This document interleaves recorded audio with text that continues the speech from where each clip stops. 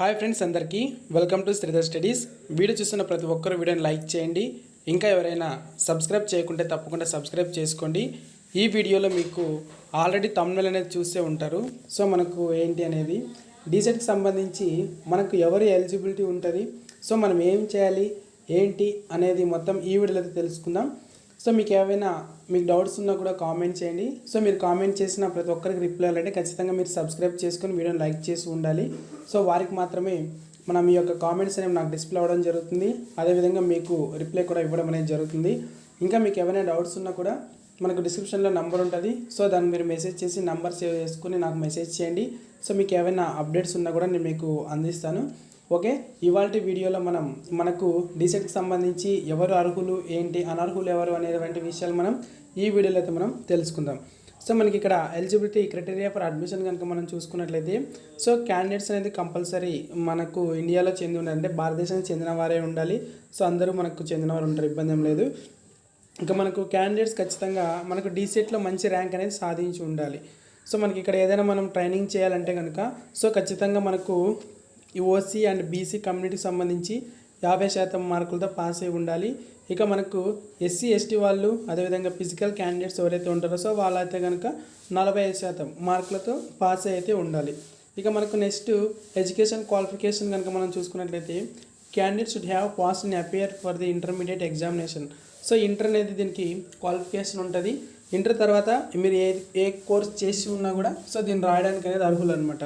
ఓకేనా, ఇంటర్ చేసి ఉంటే చాలు. సో ఇంటర్ చేసిన ప్రతి ఒక్కరు కూడా మనకు ఎగ్జామ్స్ రాసుకోవడానికి అనేది అర్హత అనేది ఉంటుంది. సో ఖచ్చితంగా ఇంటర్మీడియట్లో 50% మార్కులతో పాస్ అయితే ఉండాలి. సో మనకి ఇక్కడ కొత్తగా మార్చారన్నమాట. సో 40% మార్కులతో పాస్ అయిన వారిని కూడా పోయిన సంవత్సరం తీసుకున్నారు. ఈసారి మనకి ఎలా తీసుకుంటారు అనేది అప్డేట్ రావాల్సి ఉంది.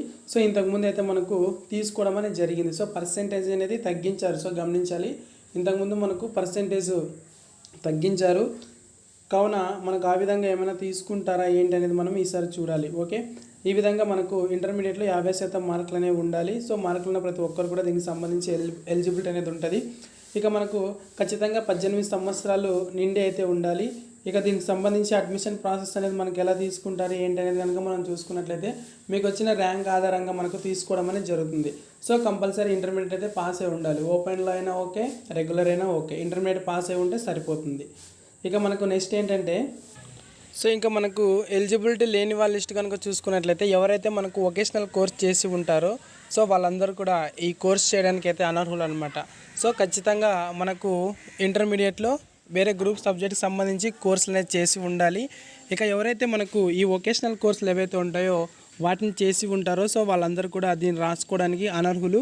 అదేవిధంగా డిప్లొమా చేసిన వాళ్ళు ఉంటారు కదా, సో వారు కూడా సో డిప్లొమా స్టూడెంట్స్ కూడా ఈ టీటీస్ చేయడానికి అనేది మనకైతే అనర్హులుగా ప్రకటించింది అనమాట. కాబట్టి ఖచ్చితంగా ఇంటర్మీడియట్లో మనకు MPC, BiPC, CEC, HEC, MEC ఇలాంటి సబ్జెక్టులు ఎవరైతే తీసుకుని ఉంటారో సో వాళ్ళందరూ కూడా ఈ టీటీస్ చేయడానికి అయితే అర్హులు. ఓకే ఫ్రెండ్స్, ఇది వాళ్ళ వీడియో అనమాట. వీడియో నచ్చితే తప్పకుండా లైక్ చేయండి. ఇంకా ఎవరైనా సబ్స్క్రైబ్ చేయకుంటే మాత్రం తప్పకుండా సబ్స్క్రైబ్ చేసుకోండి. సో మీరు సబ్స్క్రైబ్ చేసుకోవడం వల్ల నేను ఏదైనా అప్డేట్ పెట్టినా కూడా మీకు వెంటనే నోటిఫికేషన్ రావడం అనేది జరుగుతుంది. కాబట్టి మీరు సబ్స్క్రైబ్ చేసుకొని కామెంట్ చేసినట్లయితే కనుక మీ యొక్క కామెంట్స్ కూడా నాకు డిస్ప్లే అవుతాయి. సో మీకు ఏమైనా రిప్లై అవ్వడానికి అవకాశం అనేది ఉంటుంది. సో అదేవిధంగా మీకు స్క్రీన్ నంబర్ అయితే ఉంటుంది. సో ఖచ్చితంగా మీరు వాట్సాప్ మెసేజ్ చేయండి. ఏవైనా అప్డేట్స్ ఉన్నా కూడా నేను మీకు అందిస్తాను. Okay, thank you.